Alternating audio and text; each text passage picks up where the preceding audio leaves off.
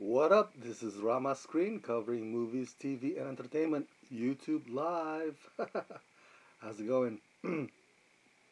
uh, Today is October 1st. Happy month of October. Wow, time flies. The next thing you know, it's going to be. I apologize if my speed still sounds kind of weird. Um, ah, that hurts. But tonight is also the airing of the third new episode of Star Trek Discovery Season 1. So I figured, instead of waiting till tomorrow and do the whole polished,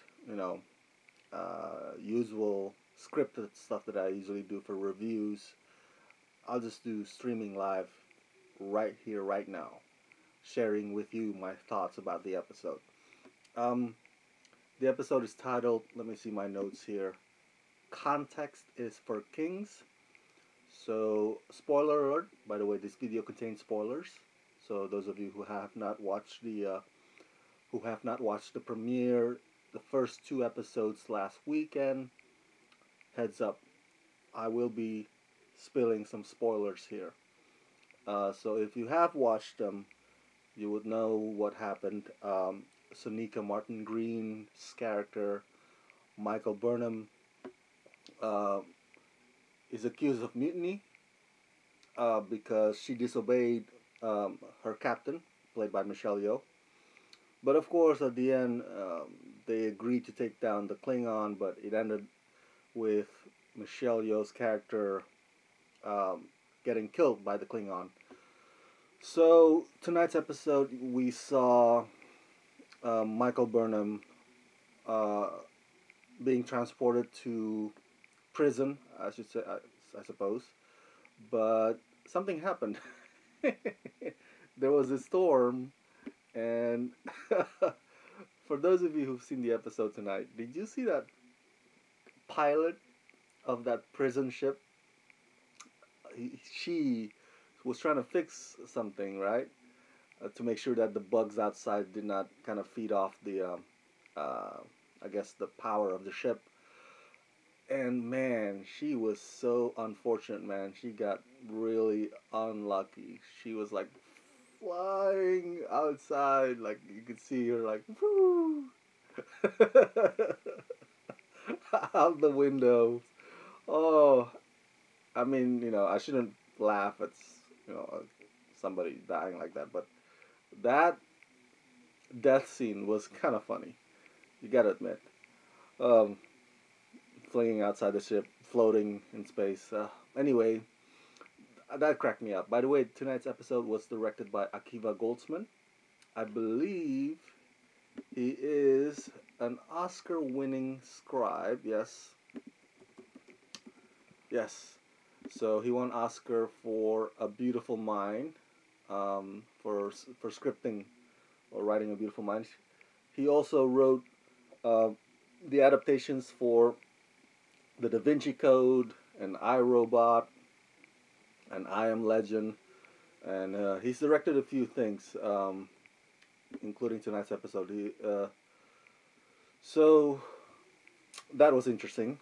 Um, what else? Oh, okay. So Michael Burnham was aboard the USS Discovery took um, Michael Burnham in. Where is that synopsis? Oh, here it is.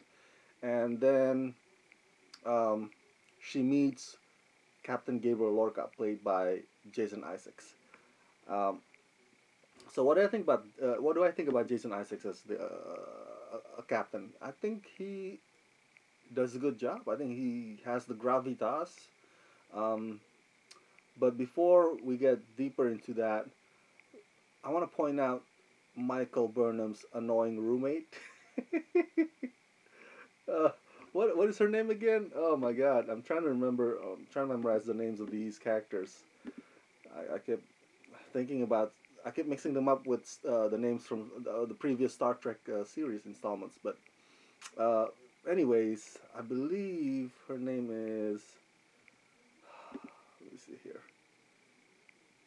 Not is it? No, that's Kayla is the other person. Is it Claire? Anyway, Michael Burnham's annoying roommate was hilarious. And at one point in the show, in the episode, there was this alert or I mean alarm going off, and the sound system said, or the PA system said, black alert," and I was just shocked. I was like, okay, whoa. Just because Sonika's black, what is this? A parody or comedy? What's going on in Star Trek? It's a bit of a cheap racial joke going on here. No, but no, it's not. It's not aimed at Sonika's character Michael at all. But that probably would have been what somebody like the Wayne's brothers would is that it's how they would respond to that black alert thing. um, so on board the SS Discovery, Michael encountered the captain. No, First Officer Saru, played by Doug Jones again. So as I said earlier, not earlier, in the previous video, because this show is not procedural episodic, because this show follows the big arc format that the TV landscape does these days, with shorter episodes in a season, and just focus on an arc instead of procedural, kind of like Breaking Bad, kind of like Stranger Things. So because of that, we're only gonna see the evolution of Michael Burnham, uh, in her conflict with Lorca's crew. Um, there's not gonna be one of those, I guess, relationship conflicts that we were used to with Star Trek: The Next Generation or the other Star Trek series. I don't think that's why tonight's episode was also, overall, I thought, pretty much looks like a short action movie. Um, with the whole creature and all, it was an action thriller basically. Uh, and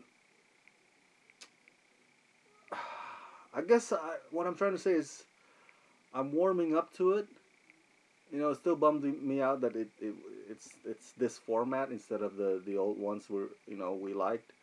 But I'm warming up to it. I'm starting to like it, I suppose. I'm not hating it at all, and I'm going from indifferent to liking. So that's a good transition, I guess, slowly but surely.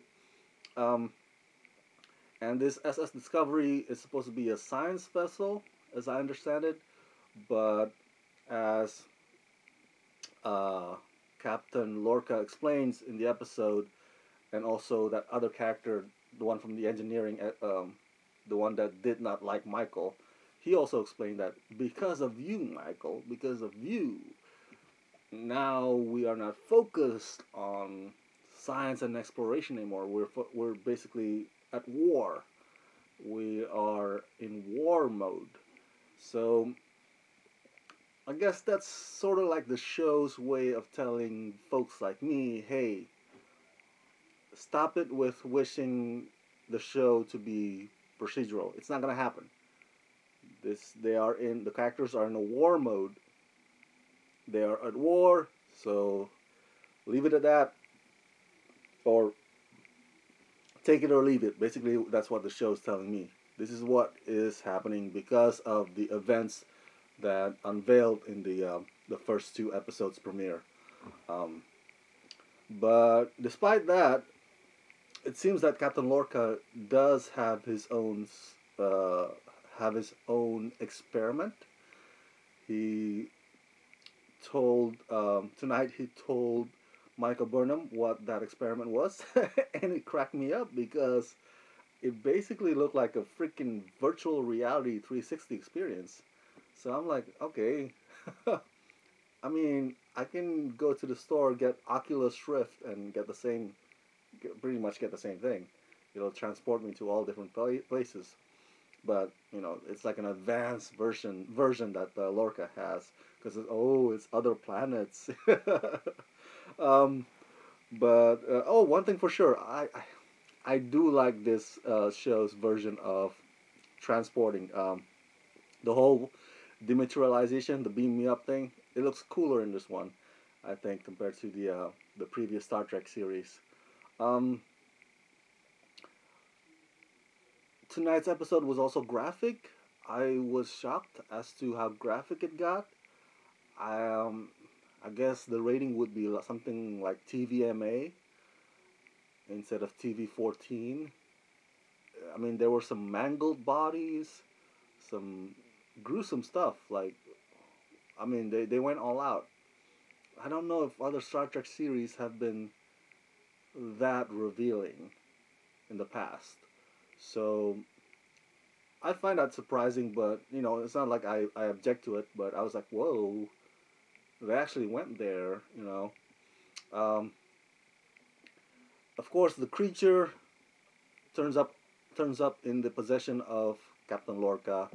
Uh, my friend Diana Kruger, who is my fellow Star Trek fan, said on Twitter, like, "Oh, I mean, Captain Lorca has a lot of confidence in that force field that that keeps him in that force field between him and the creature." I was like, "Yeah, yeah." I would probably be like, "Whoo!" keeping my distance away from the creature. I wouldn't get that close. He's like, "Here, kitty, kitty, kitty." Um, so those are my notes. Again, as I said earlier, I'm starting to warm up to it. I'm starting to like it. I'm starting to move from indifferent to liking it. I'm not hating it, but again, at the same time, as I said also earlier, this tonight's episode was more or less an action thriller. Um, so they still haven't moved away from that whole movie feel to it, and that's again, as I said also earlier, that's just the show's way of telling me, hey, this is how it's gonna be. Take it or leave it.